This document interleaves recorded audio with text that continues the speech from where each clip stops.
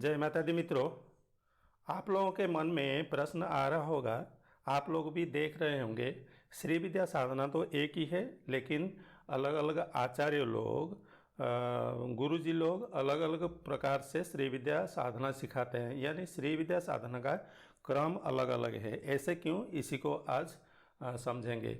देखो, श्री विद्या साधना का जो प्रामाणिक परंपरा है, एक है परशुराम कल्पसूत्र को आधार बना करके, जिसी में पहले श्री महागणपति जी का चतुरावर्ती तर्पण और श्री महागणपति जी का साधना मूलाधार चक्र में किया जाता है। उसी से आपका जो कुल दोष है, पितृदोष है और जो जीवन में ऑब्स्टैकल्स है, उसी को हटाने के लिए मूलाधार चक्र is the centre of stability and wealth.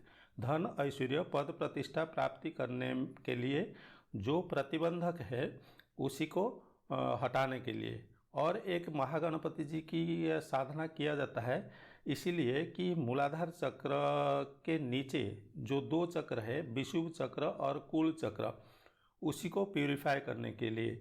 यही दो चक्र है जो धन, ऐश्वर्य, पद प्रतिष्ठा देने के लिए सहायक होते हैं। यही ही ऐश्वर्य का स्थान है, यही भोग का स्थान है।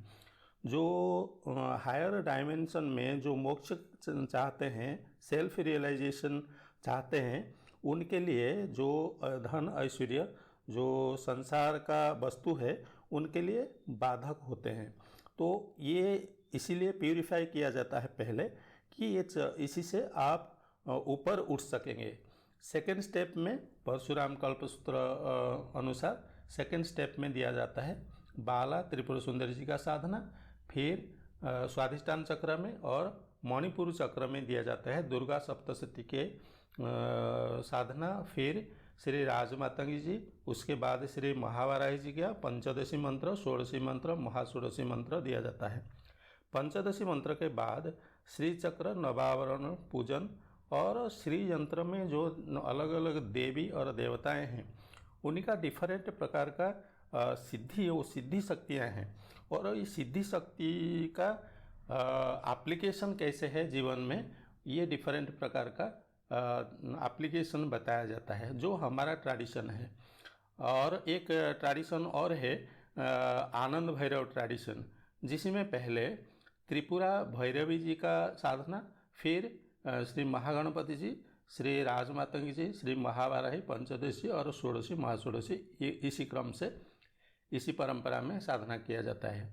और एक परंपरा है जो समाचार्य पद्धति है, उसी में क्या किया जाता है कि जस्ट कंपैरिजन स्टडी श्री यंत्र और षटचक्र दोनों में कैसे समानता है, और चिंतन मनन के प्रक्रिया से, चिंतन और निधिध्यासन ध्यान के प्रक्रिया से श्री यंत्र को लाके षटचक्र में बिठाया जाता है। दोनों का ऐक्य स्थापना किया जाता है। चिंतन का प्रक्रिया भावनात्मक है, जो आदि शंकराचार्य जी के गुरुजी गौड़पादाचार्य का लिखा हुआ शुभोदय स्तुति के आधार करके।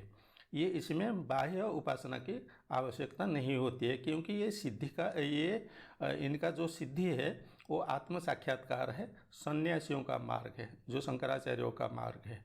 और कुछ आचार्य, अभी आप लोगों के मन में ये जो कन्फ्यूजन है, कुछ आचार्य दुर्गा सप्तशती का पाठ देते हैं, फिर बाला मंत्र, पंचदशी और श्री यंत्र को घर में रखने के लिए बोलते हैं। ये एक परंपरा है। श्री यंत्र का अंडरस्टैंडिंग कभी देते हैं, कभी नहीं देते हैं। ये प्रक्रिया एक चल रहा है। और कुछ आचार्य लोग आजकल स्टेप बाय स्टेप साधना को सिखाने की दृष्टि से साधना को स्प्लिट कर रखे हैं, अपने मन से कुछ मंत्र और कुछ प्रक्रिया को जोड़ रखे हैं। मेरा कहने का यहाँ है कि ये उद्देश्य है कि जो श्री विद्या साधना का कोर प्रैक्टिस है, कुंडलिनी मेडिटेशन और षटचक्र का भेदन विधान, श्री महागणपति जी का साधना, बाला मंत्र, पंचदशी, इसी क्रम से अगर कोई कर रहा है, और श्री यंत्र का जो नॉलेज है, ये बहुत आवश्यक है। और ये अगर कोई करवाता है, चाहे कोई अलग से कुछ भी जोड़ रखे हैं, तो वो सही है। जो लोग पूर्ण साधना करना चाहते हैं कांटेक्ट कर सकते हैं। व्हाट्सअप नंबर है 8260548191। वेबसाइट है www.gitanath.com। ये था आप लोगों के लिए छोटी सी जानकारी। आज के लिए इतना ही।